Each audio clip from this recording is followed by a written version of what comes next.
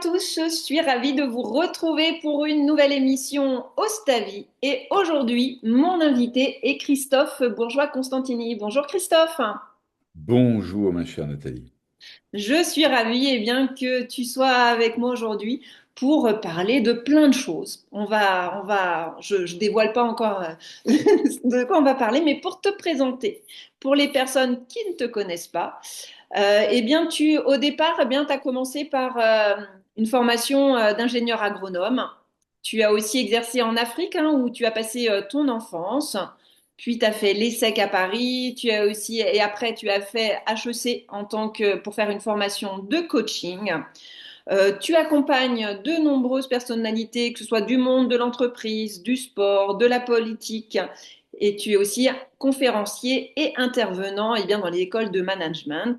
Tu es l'auteur aussi du livre Les 100 meilleurs exercices d'auto-coaching chez Guy Daniel, mais auparavant, tu as fait aussi des polars, tu as aussi publié Le secret de vos 10 intelligences pour redonner du sens à votre vie. Vous êtes 10 fois plus intelligent aussi que vous l'imaginez.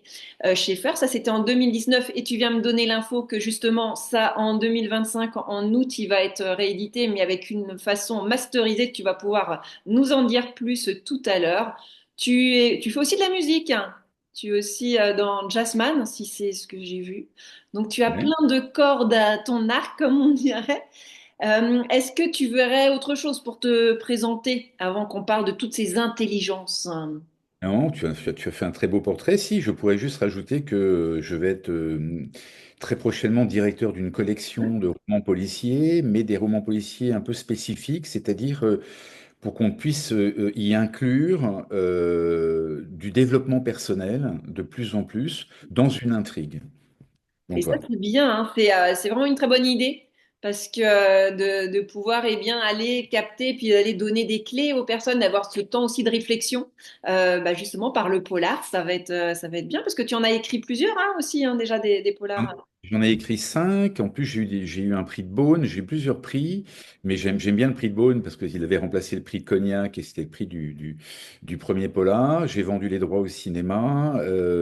Oui, c'est un univers en fait qui est très très proche du développement personnel. C'est pour ça que j'ai eu l'idée, si tu veux, de marier un peu une collection où il y aurait les deux. Il faut que lorsqu'on ferme un livre, on soit bien évidemment transporté par l'intrigue, les caractères des personnages, mais si en plus on peut en tirer une leçon de vie, une leçon d'hygiène de vie, une leçon de développement personnel, là, ça serait formidable. Et qu'est-ce qui t'a donné, tu vois, j'ai envie de te donner l'envie d'écrire? En fait, l'envie d'écrire, elle vient de très loin, mais tu vois, tu as devant toi quelqu'un qui a eu 4 au bac en français, 6 en philo, à qui on a répété constamment que je lisais que des BD, donc j'étais une quiche, que j'étais nul, etc. Donc ça, c'est plutôt l'influence un peu de parentale. Et heureusement, il y a plus de 30 ans, j'ai fait une sévère dépression.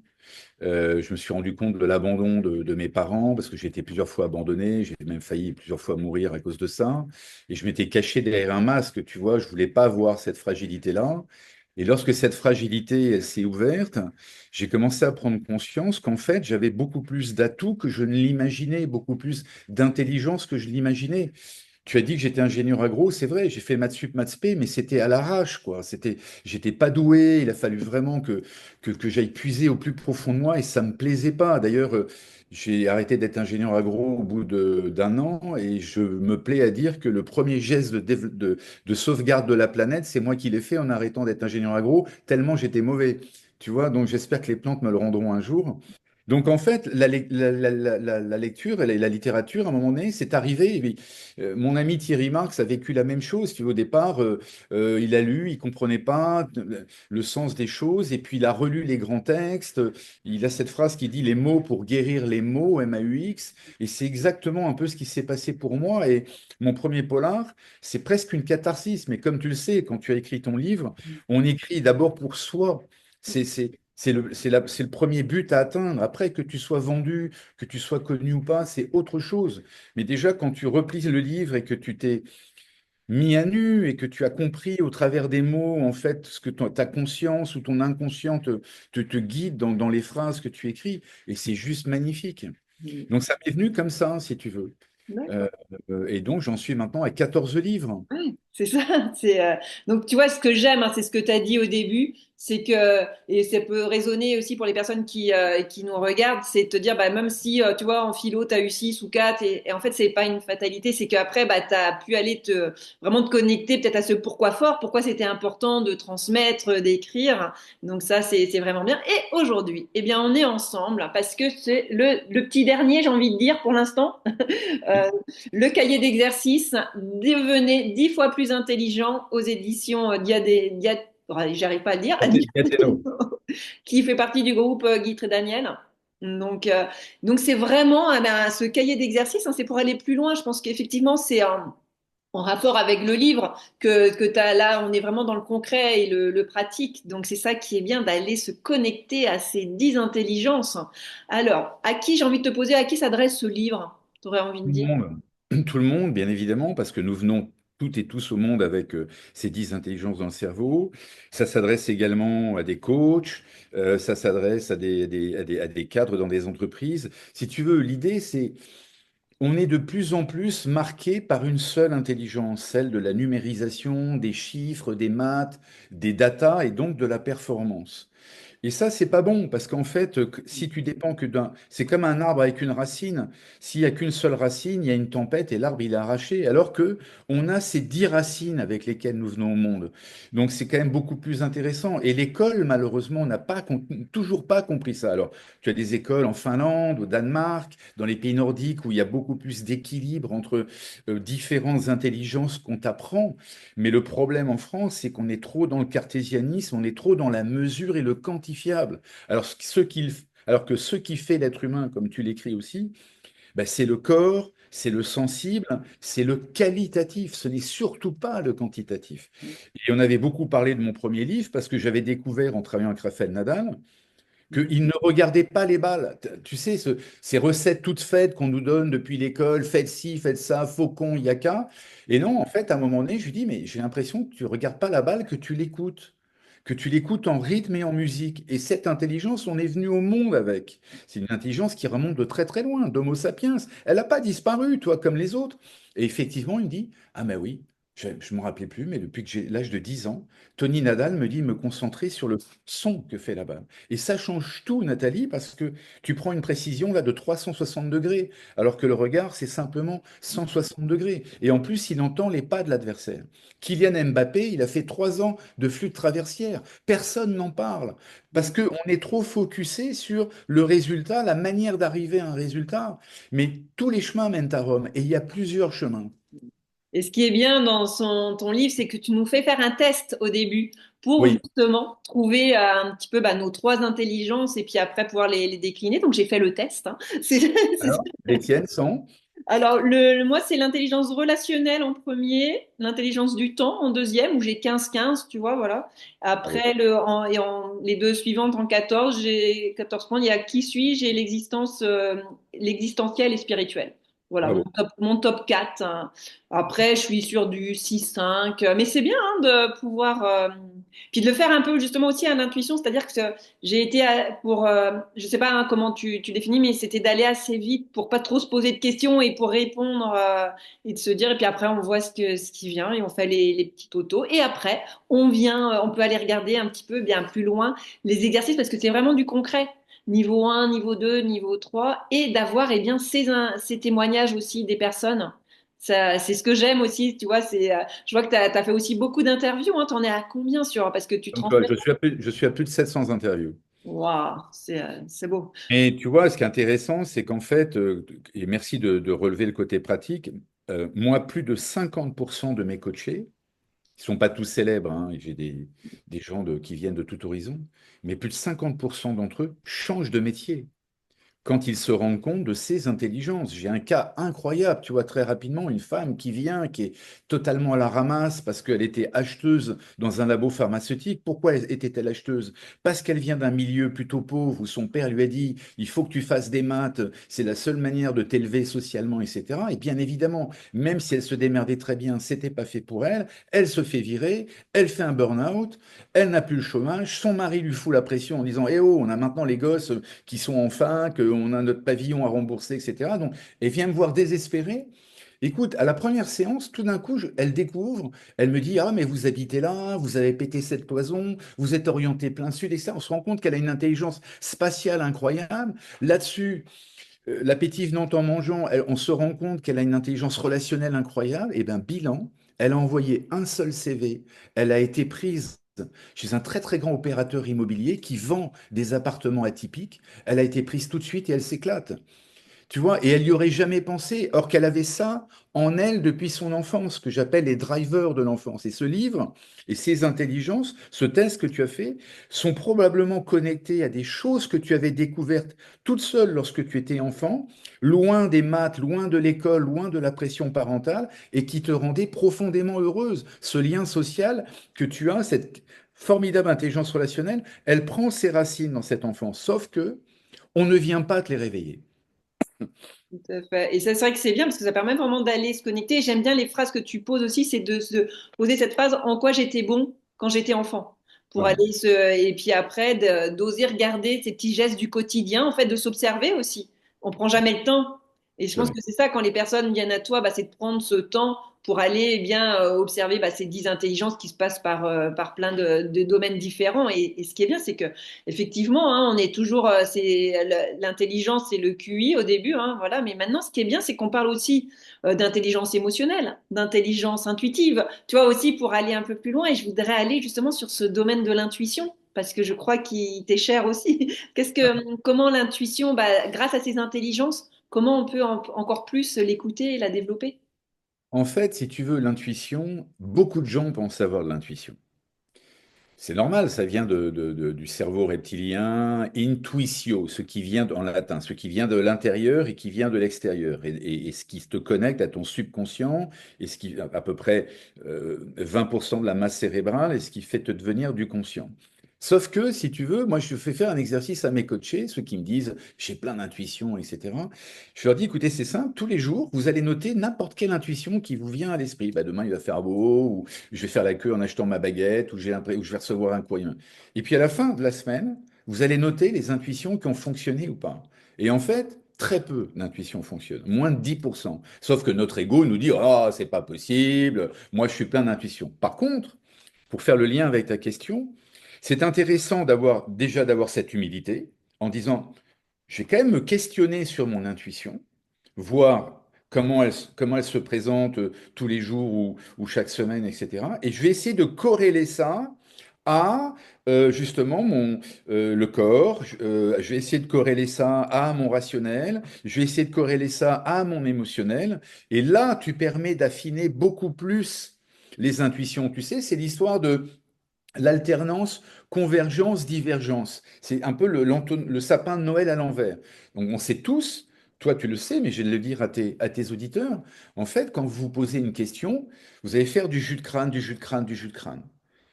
Et là, le plus important, c'est totalement lâcher prise. Donc c'est de diverger, d'aller marcher, de faire la musique, la cuisine, que sais-je. Et puis, un jour après, 6 mois après, vous reprenez l'entonnoir. Et je refais du jus de crâne, du jus de crâne, du jus de crâne pour répondre à la question. Et hop, je relâche. Et je refais du jus de crâne. Et là, à la fin, une nuit, un matin, comme ça, en ayant lâché prise, la réponse à la question, elle arrive. Ouais, c'est bien, C'est quand même merci. génial, hein. Mm.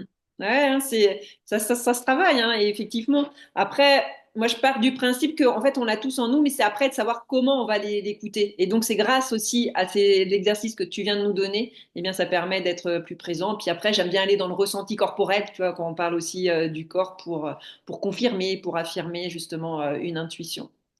Mais J'avais. tu as raison d'insister sur les intuitions, pardonne-moi, parce que Oui. c'est vrai que c'est très important. On a cette intuition de ne pas se faire écraser à un feu rouge. Tu te rappelles peut-être, as-tu entendu parler des travaux de Damasio, qui disait, donc, qui est un très très grand chercheur en neurochirurgie, qui a écrit un livre majeur qui s'appelait L'erreur de Descartes. Il disait qu'en fait, il y avait d'abord l'émotion qui précédait le rationnel. Et moi, je pense que l'intuition aussi donc précède le rationnel, et qu'il faut d'abord s'appuyer sur l'émotion, l'intuition et ensuite rajouter un paquet de rationalité là-dessus. Et là, tu as ce fameux axe tête, cœur, corps dont tu parles, dont nous parlons, etc. Et là, tu prends une décision en bonne et due forme. Tout à fait. On est sur la même longueur d'onde. Et je voulais juste donner un petit exercice parce que c'est pour donner un petit peu de la saveur pour que les gens puissent après aller rentrer dedans. Ce que j'ai bien aimé, tu vois, pour dire que c'est vraiment du concret, c'est quand tu donnes cet exercice du moment doux, tu vois, d'aller regarder quelqu'un dans les yeux et de lui envoyer du bonheur juste avec les yeux, simple, profond et bouleversant.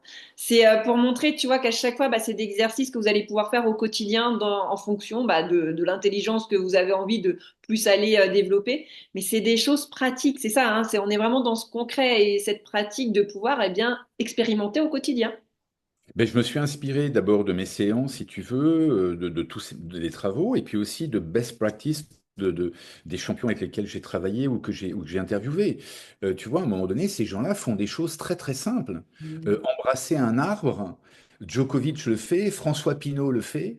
Tu te dis, mais quel est le rapport avec... Et en fait, le rapport, il est fondamental. Ce que je voudrais que tes auditeurs comprennent, c'est qu'en fait, dans tous les plus de 700 champions que j'ai interviewés, ils le sont devenus en développant une intelligence très éloignée de ce qu'on leur prête de prime abord. Toi, tu les regardes à la télé, tu dis, oh, le mec, il est intelligent, il a... Mais non, mais en fait, ils ont développé des petites intelligences, entre guillemets, mais qui changent tout dans ce parcours. Et encore une fois, on est toutes et tous venus au monde avec. C'est un cadeau de la vie incroyable. Pourquoi s'en priver? Ouais. Pourquoi s'en priver? Il faut aller les conscientiser pour le meilleur, voire pour changer de vie, Mm. ou améliorer celle que tu as. Et ça coûte rien, en fait. Et c'est un progrès énorme, et c'est très démocratique, on a la pression là, des chatbots, de l'intelligence artificielle, etc. Mais en fait, l'essentiel, c'est de se retrouver en tant qu'être humain. Et quand on était Homo sapiens, on avait déjà ces intelligences existentielles. Toi, on s'en remettait à des dieux, l'intelligence du rythme et du son, bien évidemment, le tam-tam, c'était notre premier tambour. L'intelligence relationnelle, elle existait déjà. On était par groupe de 60. On avait l'intelligence de la nature. On savait qu'est-ce qu'il fallait manger, pas manger, etc. Et toutes ces intelligences se corrèlent et te démultiplient d'une certaine manière. Et toi, qu'est-ce qui t'a donné envie, tu vois, d'aller justement approfondir ce sujet de ces intelligences? C'est quoi, quel a été le déclic?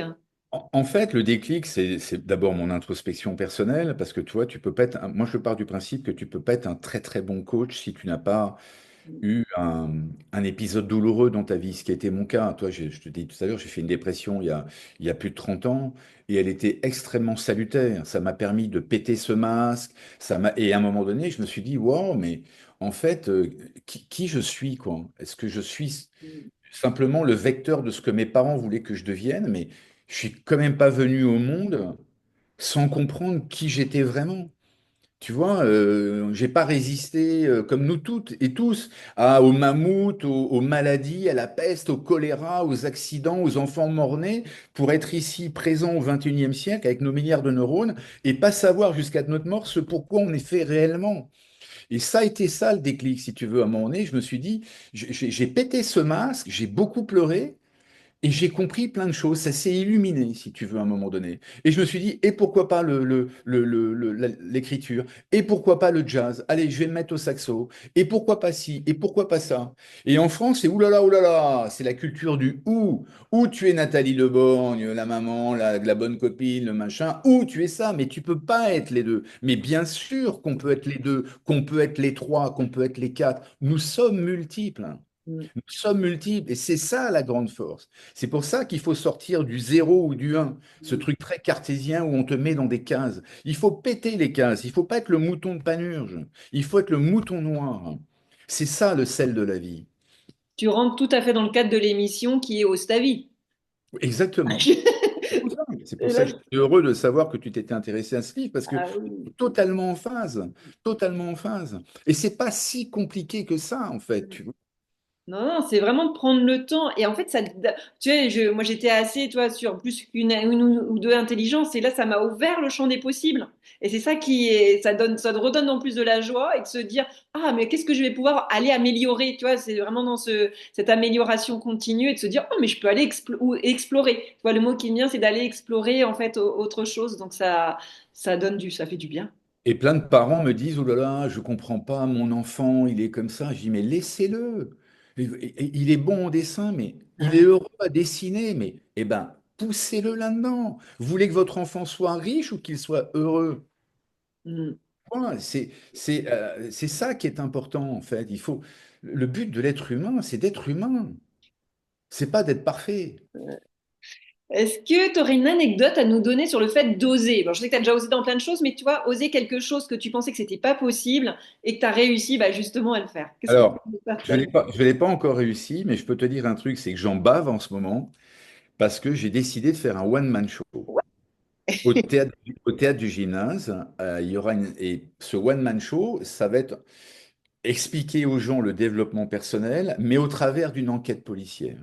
Et donc, je suis en train d'écrire, si tu veux, des dialogues, des pages, et je m'imagine déjà sur scène en me disant, pop, pop, pop, pop, pop, ça va être terrible, ça va être terrible, je vais jamais y arriver. Et je me dis, mais qu'est-ce que j'ai à perdre?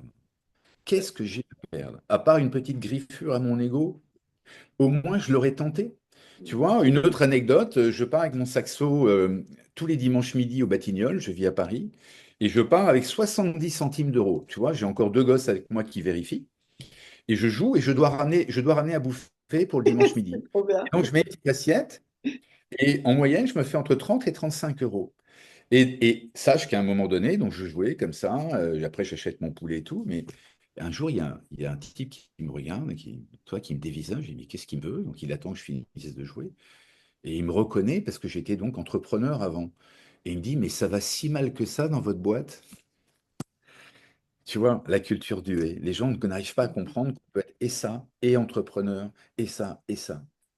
Ah, c'est trop rigolo parce que là, tu vois, quand tu as osé, tu vois, me dire ton projet, eh bien, j'ai un peu le même que toi. Et c'est ça qui est rigolo, c'est que j'ai envie de faire un one-woman show. Donc, tu vois, c'est d'amener, tu vois, le côté ose ta vie avec mon livre, et bien d'amener ses clés. Donc, je suis aussi dans l'écriture. C'est ça que c'est rigolo parce que ça résonne. Ça sera chacun à sa sauce, mais tu vois, et j'ai la même philosophie que toi, c'est de te dire, au pire du pire, qu'est-ce qui va se passer? Bah, au pire du pire, ça ne marche pas. Mais c'est pas grave parce qu'en même temps, j'aurais rigolé. Moi, déjà, je rigole en écrivant, donc déjà, je me fais du bien. Donc c'est ça qui est Ouais, bien. c'est bien. Bravo. Non, mais tu vois, comme quoi, en fait, ce qui est ça, oser, en fait, c'est aussi bah, de se challenger, d'oser se dépasser. Et ce que j'aime bien aimer dans ce que tu as dit, c'est aussi, bah, c'est le et arrêter de faire, je suis que dans un domaine avec ce où je peux faire ça, ou. Non, maintenant, c'est vraiment d'élargir ce champ des possibles. Donc, vous qui nous regardez, osez aussi voir grand, osez avoir des rêves, osez des choses qui vous inspirent. Et après, ben, on voit ce qui est réalisable ou pas. Mais en tout cas, vous n'allez pas passer à côté de votre vie. Et ça Non, permet d'être aussi plus vivant. tout est possible. Tout est possible. Si tu m'avais dit un jour que j'aurais plusieurs prix en écrivant un livre, jamais je ne l'aurais cru. Jamais. Et j'avais rien à perdre. Rien à perdre. Et comme toi, j'imagine, même chose, donc quand tu as écrit ton livre, tu as dû te dire, mais est-ce que je suis légitime, etc. C'est un grand problème de légitimité aussi, tu vois, mais bien sûr qu'on est toutes et tous légitimes parce qu'encore une fois, on vient au monde avec ses intelligences. Quand on fait la cuisine, on met en jeu cinq ou six intelligences. Alors les gens, il y a les gens qui font la cuisine comme ça, et il y a les gens qui se disent, tiens, je vais un peu tester les intelligences que je mets en jeu dans la cuisine, et se dire, waouh, mais en fait, je ne savais pas que j'avais ça. Tu vois, c'est ça qui est formidable, c'est simple, c'est à la portée de tout le monde, à la portée de tout le monde. Et c'est ça le vrai bonheur. Ça te permet de lâcher prise, d'être connecté à toi, de mieux se connecter aux autres, de comprendre qu'on est bien mieux, encore une fois, qu'une simple étiquette. Hmm, tout à fait. Nouvelle question. Tu vois, dans mon livre, je pars du principe que notre corps, c'est notre véhicule et que si on n'en prend pas soin, il tombe en panne. Donc, j'ai mis 5 étapes. On fait le contrôle technique. Qu'est-ce qu'on fait pour l'entretenir? Quel carburant on met? La direction. Et enfin, on va piloter sa vie. Et j'ai envie de te demander, toi, qu'est-ce que tu mets comme carburant dans ton corps, dans ton véhicule pour avancer au quotidien?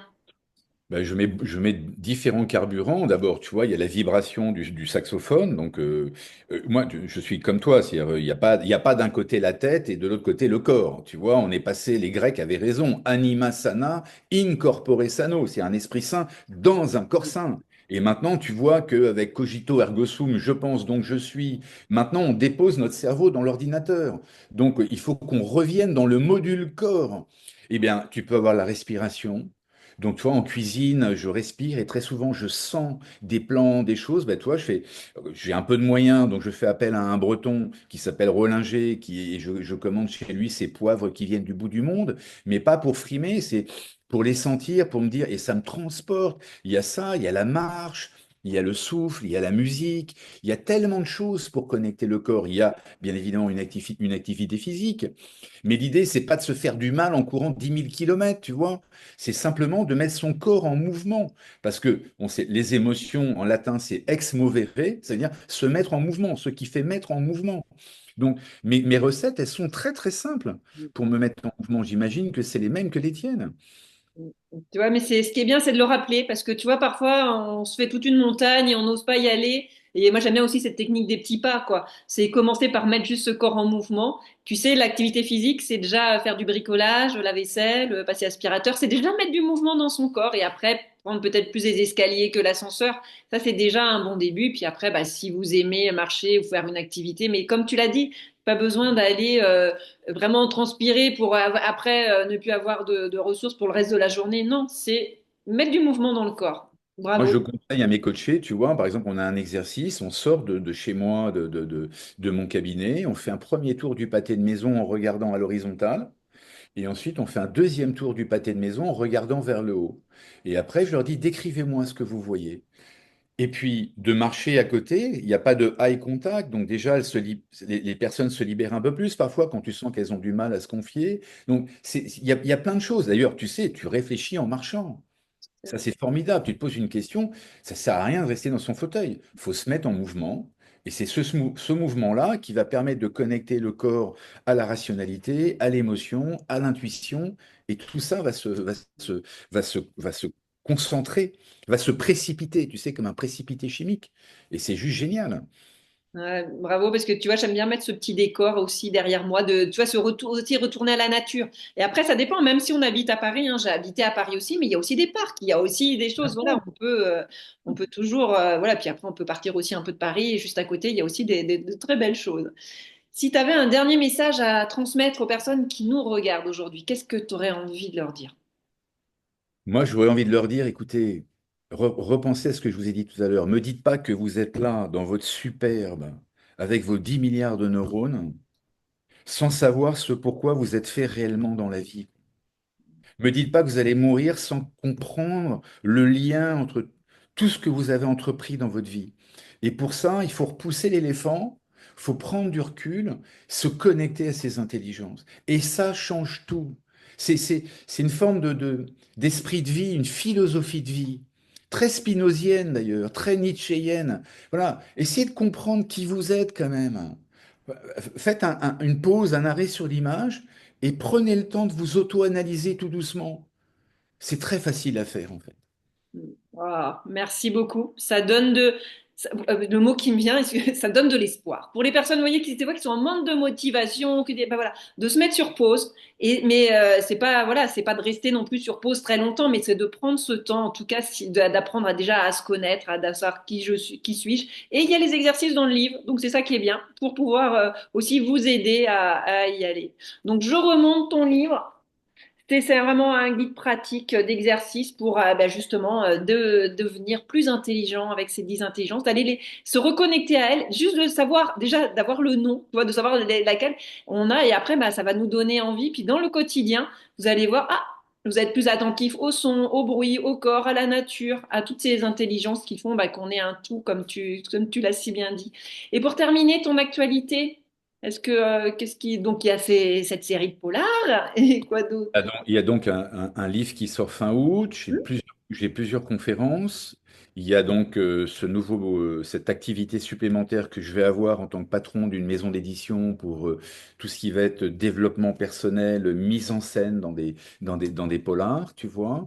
Et puis, au dernier trimestre, je vais partir avec mon saxophone en Amazonie pour rencontrer des tribus et essayer d'échanger. Oh, un Voilà. beau programme. Bravo. Bah, tout plein de bonnes choses pour cette année 2025.